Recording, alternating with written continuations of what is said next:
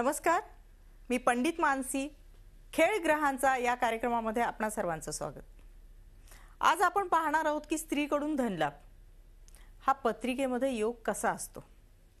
आता ज्या व्यक्तींना एखाद्या स्त्रीकडून धनलाभ होतो किंवा स्थावर मालमत्तेचा लाभ होतो किंवा आर्थिक लाभ होतो, त्या व्यक्तींच्या पत्रिकेमध्ये सप्तम स्थान हे शुभ असावेच असं नाही. इथे पत्नीकडूनच आपल्याला धनलाभ व्हावा असं काही नाहीये.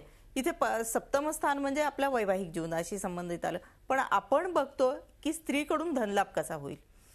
पत्रिकेमध्ये ज्यावेळेला धनस्थानाचा विचार केला जातो की एखाद्या स्त्रीकडून धनलाभ कसा होतो, त्यावेळेला सुद्धा शुक्रचंद्राशी याचा संबंध येतो.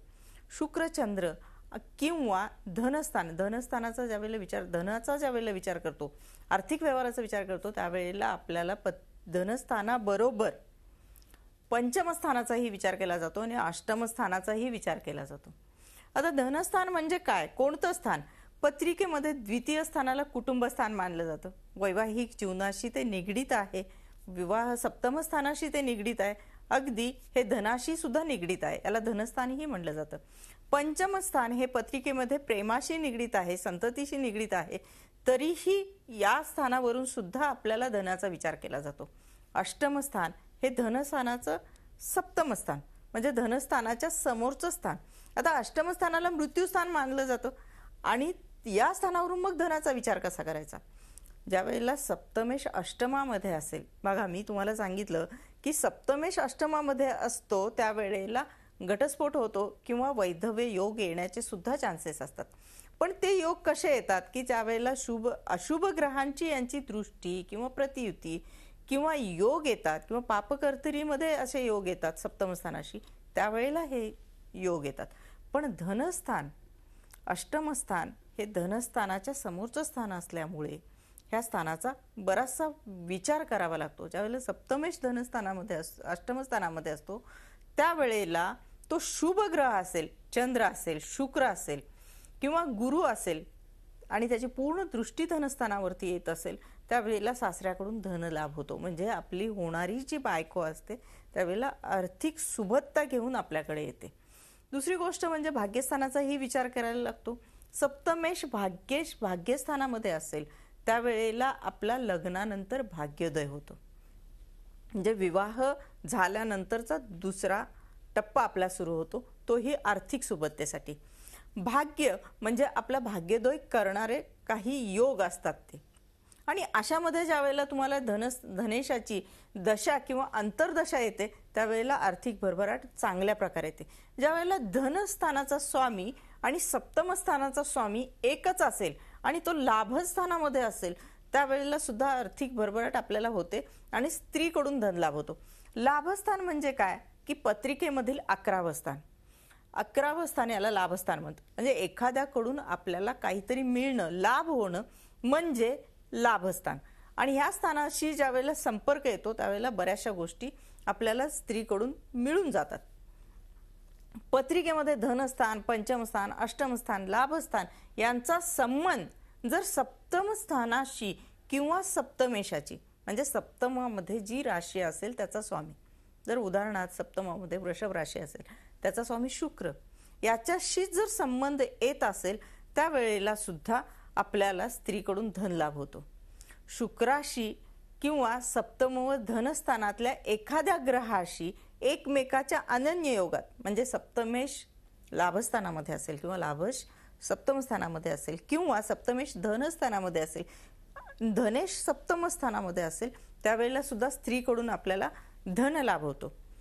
धन स्थान, भाग्यस्थान आणि लाभस्थान यांचा आपण परस्पर विचार करणं खूप गरजेचं आहे.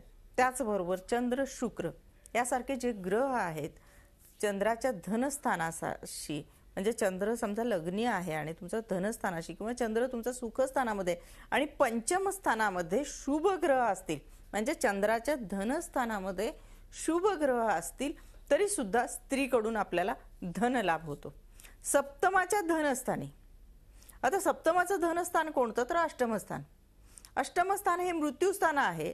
जरी मी म्हणलं की सप्तमेश अष्टम स्थानामध्ये असता सासऱ्याकडून धनलाभ होतो, अगदी त्याचप्रमाणे सप्तमाच्या धनस्थाना म्हणजे अष्टमस्थानी चंद्र, शुक्र, गुरु सारखे शुभ ग्रह असतील किंवा त्यांची युती असेल किंवा ते शुभ युतीमध्ये असतील, शुभ नक्षत्रामध्ये असतील, त्यावेळेला सुद्धा स्त्रीकडून चांगले लाभ होतात. माझ्या अनुभवानुसार बऱ्याच वेळेला मी पत्रिका बघितलेल्या आहेत किंवा काही अनुभव मी घेतलेले आहेत, तर अचानकपणे ज्याला आपण म्हणू की एखादी वृद्ध स्त्री आहे आणि जाता जाता एखाद्या पुरुषाला बरीचशीच आपली स्थावर मालमत्ता देऊन जाते किंवा आर्थिक मालमत्ता देऊन जाते. इथे सप्तमेशाशी कुठेही संबंध येत नाही.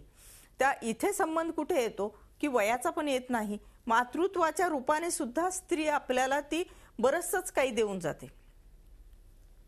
ह्या सगळ्या गोष्टींचा ज्या वेळेला आपण विचार करतो त्यावेळेला धनस्थान शुभ स्थानामध्ये असलं पाहिजे.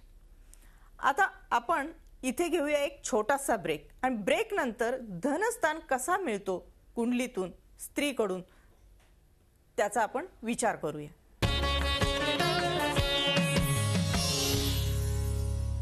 आता इथे आपण एक पत्रिका पाहतोय. ही पत्रिका आहे वृषभ राशीची आणि लग्नी शनी चंद्र आणि हर्षल आहेत. आता इथे धनेश जो आहे, धनस्थानाचा जो स्वामी आहे तो बुध आहे आणि तो सप्तमामध्ये वृश्चिक राशीनी शुक्र आणि रवीच्या युतीमध्ये आहे.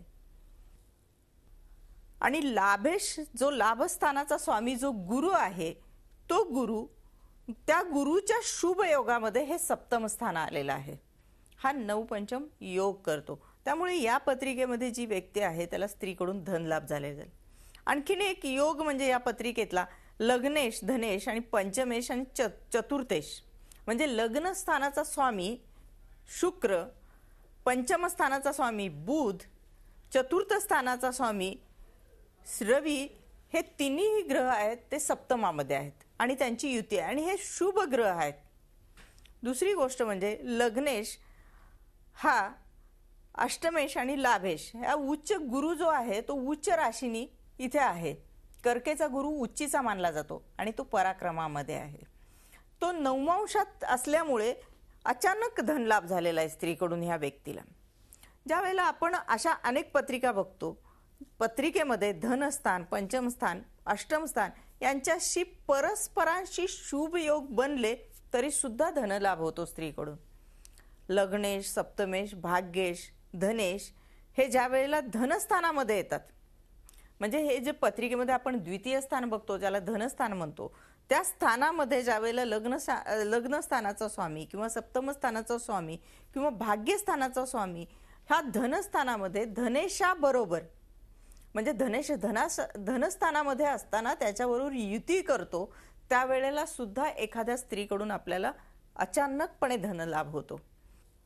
तूळ राशीतील शुक्र हा शनी बरोबर युती करून अष्टमात असेल, तूळ राशीतील शुक्र हा जर शनी बरोबर युती करून अष्टमात असेल, बघा शनी हा पापग्रह आहे तरी सुद्धा अष्टमस्थान हे मृत्यूस्थान आहे, तिथे जरी असेल तरी स्त्रीकडून धनलाभ होतो. याचं कारण असं आहे की तूळ ही शुक्राची वर्गोत्तम राशी आहे, स्वराशी आहे आणि शनी हा तूळ राशीमध्ये उच्चीचा बनतो. त्यामुळे त्याची जी पाप तीव्रता आहे ती कमी येते आणि त्यांची पूर्ण दृष्टी धनस्थानावरती येते. त्यामुळे अचानकपणे धनलाभ होतो स्त्रीकडून. शुक्र ग्रह उच्च राशीत किंवा स्वराशीत मीन नवमांशी, ज्या वेळेला उच्च राशीत स्वराशीत शुक्र असेल किंवा नवमांश कुंडलीमध्ये शुक्र मीनेमध्ये असेल तरी सुद्धा चंद्राच्या धनस्थानात जर हा योग बनला तर अचानक स्त्रीकडून धनलाभ बनला जातो. शुक्र जर भाग्यस्थानाचा स्वामी आणि लाभेश या लाभस्थानाचा स्वामी यांच्याबरोबर जर युती करून धनस्थानात असेल तरी सुद्धा स्त्रीकडून धनलाभ मिळतो.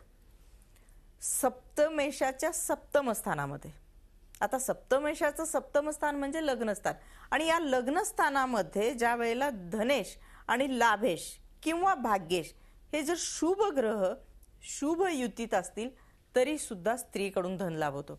सप्तम स्थान हे वैवाहिक स्थान आहे आणि सप्तमेशाच्या सप्तम स्थानामध्ये ज्या वेळेला शुभ ग्रह येतात आणि तिथे धनेश किंवा लाभेश भाग्येश यांची युती बनते शुभ ग्रहांनी, शुभ ग्रहांच्या दृष्टीत, त्यावेळेला नक्कीच आपल्या वैवाहिक म्हणजे आपल्या पत्नीकडून आपल्याला धनलाभ होतो.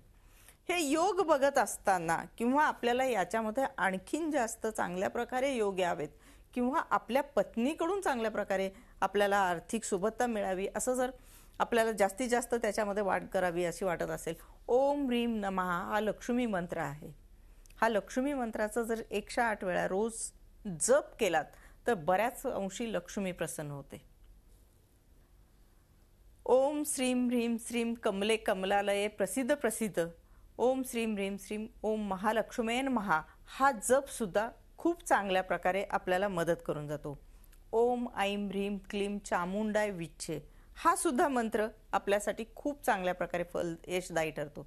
कारण ओम ऐं ह्रीम क्लीम चामुंडाय विच्छे हा या मंत्राचा अर्थच असा आहे, हे महालक्ष्मी, हे महासरस्वती आणि हे महाशक्ती ह्या तिन्ही रूपाची तू चामुंडा असलेली, ह्या तिन्ही रूपातून माझ्यावरती कृपा दृष्टी कर.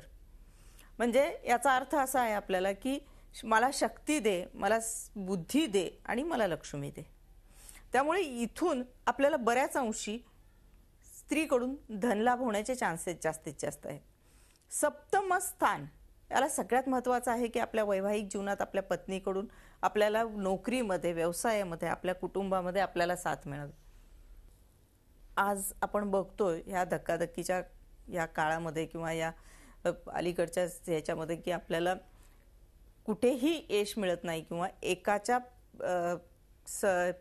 आपल्याला नोकरी व्यवसायामध्ये एकाच्या आर्थिक सुबत्तेमध्ये आपण कधीही यशस्वी होत नाही. त्यामुळे आपल्याला आपल्या जोडीदाराची आर्थिकतेसाठी गरज आहे.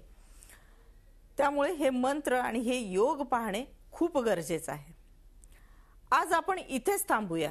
खेळ ग्रहांचा या कार्यक्रमामध्ये बऱ्याच अशाच विषयांच्यावरती आपण चर्चा अशीच चालू ठेवणार आहे.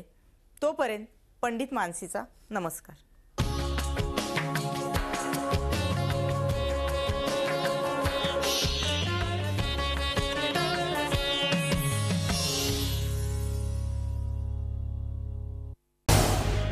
झी 24 तास रहा एक पाऊल पुढे.